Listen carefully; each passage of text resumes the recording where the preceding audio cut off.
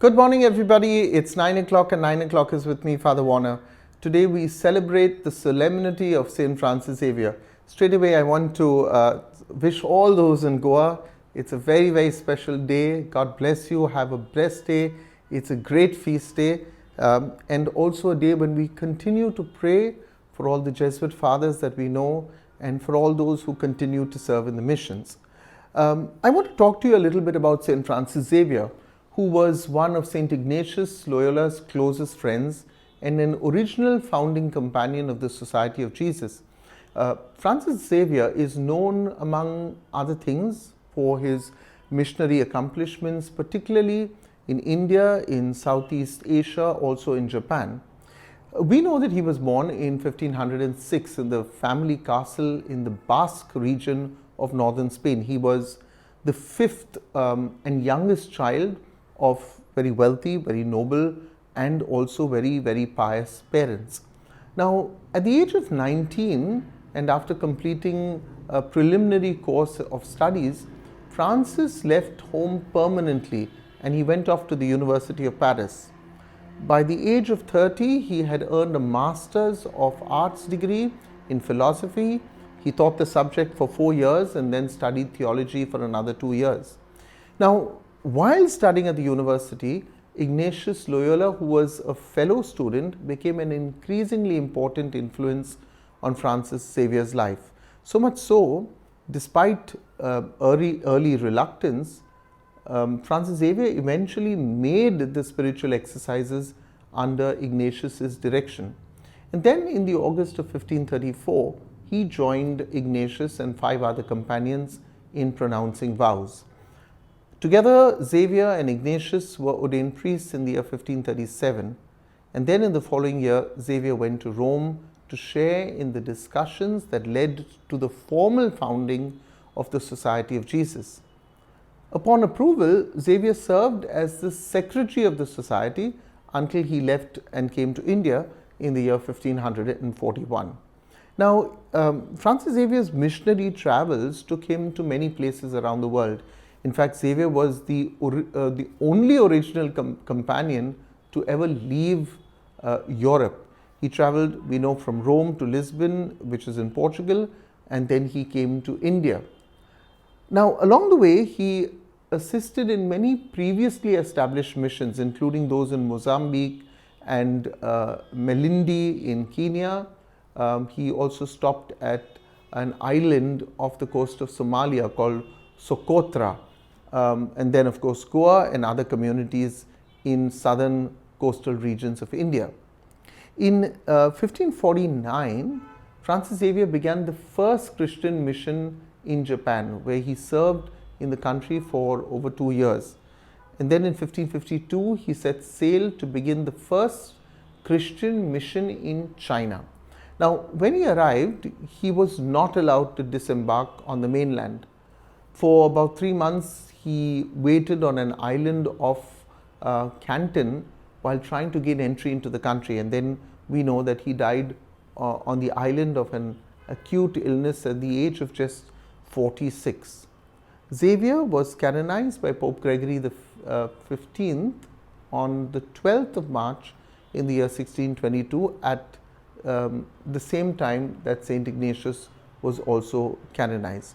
Now, St. Francis's mission was also not just bonded inside the church, but he was also a very compassionate shepherd who helped the Christians who suffered and who were ill-treated under the Portuguese themselves. Also those who suffered under the as a consequence of the raiding Raja's troops. Now, Francis Xavier, we are told, organized relief expeditions to take food materials by boat to Christians who had often to flee for their lives. In order to provide basic Christian faith and its teachings, Francis Xavier also started a few schools to give education for the converts and for their children. St. Francis Xavier ranks among the greatest missionaries in Christian history. Historians place the number of baptisms at almost 30,000 people. Three qualities of St. Francis Xavier are highlighted which are noteworthy in a modern world that we live in like today. First, he was a man of prayer. The authors who wrote about his life have defined him as a man of not only prayer but intense prayer. He used to spend long time in prayer, and often even at night time. He was very busy with his apostolate at day, prayed at night. A witness wrote about him and they said, during the day he entirely belonged to God. During the night, he entirely belonged to God. I thought that was such a nice line. Anyway, besides being a man of prayer, Francis Xavier was also a man of great enthusiasm. And I think this is important because I always say Christians rank very often as the most unhappy people in the church. They look at least very unhappy. Xavier was an enthusiastic man. He set high standards for himself and had very ambitious plans for the future. He was a man of quick perception and sound judgment, and while he was fervent, he was also known to be without, he was very fervent, but he did not lose a very realistic grasp of the realities of life. Yet, Francis's goals were not to be the best or to be first, but his goal was rather to make an impact, and I think that's what we should do. Am I making an impact through the Christian life that I live on others? So Francis Xavier was known to have conducted his life's work with great vitality and with great zeal. For instance, there's an example that when Loyola asked Xavier to join an expedition to the Far East, they say his response was he was overjoyed. I can't even imagine this in those periods of time. The ship journey was so arduous. You landed in a country where you don't even know whether you would be received or killed. He was overjoyed. So even descriptions of how he moved capture his kind of gusto and his exuberance of life. They say he walked with a joyful, calm face, and everywhere he went with laughter in his mouth. So Xavier's enthusiasm is underscored when recognizing that his work in life was not easy, and I want to make that point really something that we should reflect upon. This was no easy life, yet he learned how to be enthusiastic with a smile on his face, something I myself have to learn on certain days. But here was a man who lived by example. As I said, this was not easy. 17th century sea voyages were filled with life-threatening dangers. Moreover, we know that by the time that Francis Xavier finished university studies, his father, his mother, his sister had died. His father had passed away when Xavier was just 6 years old, and his sister and brother, they had married. He was still a small boy. He must have felt tremendously lonely, literally sometimes like an orphan.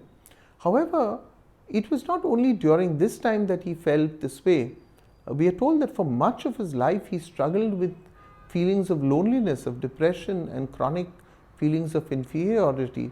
But yet you see, in spite of all of that, he had a smile on his face and he worked, as they said, always smiling, always enthusiastic. The third quality associated with Xavier's personality was the openness to the influence of others, including how he related to others as well as himself. So it goes beyond enthusiasm and passion. You see, Xavier was known to be a very charismatic man. He had a dashing and a very robust personality and has been described as several adjectives: astounding, decisive, cheerful, vivacious, practical, prudent, very keen, very ambitious, and all of these were attributes that he had already while he was a young boy in school. Today I think we would describe such a man with all these personalities as a people's person. He was in that sense very successful because of his ability also to mix easily with persons of various social classes, races and beliefs. Francis Xavier understood people. He learned the languages and he adopted even the indigenous dress of the peoples he served. Xavier, in that sense, lived the beginnings of inculturation, and he had deep sense of cross-cultural understanding and appreciated that God's presence was already present in all these cultures and these peoples, in places and things. Yes, there are letters that he wrote which sometimes sound very strong, but these, you must understand, were written within his cultural context. His appreciation is noteworthy because it was not always true of his beliefs. In that sense, Francis Xavier grew out of his experiences. Now, these three qualities that I mentioned of St. Francis Xavier are reflected in a description of him written by a companion, and I want to tell you what one of his companions said. They said, "I have never met anyone more filled with faith and hope, more open-minded than Francis. He never seems to lose his great joy and enthusiasm. He talks to both the good and the bad. Anything he is asked to do, Francis does willingly, simply because he loves everyone." You know, my friends, we are also called to be missionaries. We may not be able to, we're not called necessarily to travel to some far off land, but there are always those in our midst who need to hear the good news of Jesus Christ. Remember, sometimes it is how we act and what we do that speaks more profoundly than what we actually say. God bless you, everybody. Have a happy feast, especially to the parishioners of St. Francis Xavier in Dabul, our next door parish. They are our neighbors, and also my father came from that parish. So to all those originally from Dabul, now all across the world and across the city, happy feast. I'll see you tomorrow at 9 o'clock. Remember, tomorrow is Sunday, so we do a 9 o'clock teaching, and then we will also do a teaching at 4 o'clock, which is based on catechesis. Don't forget, like this video, share it, and send it to all your friends today. It's a great day. Happy feast once again.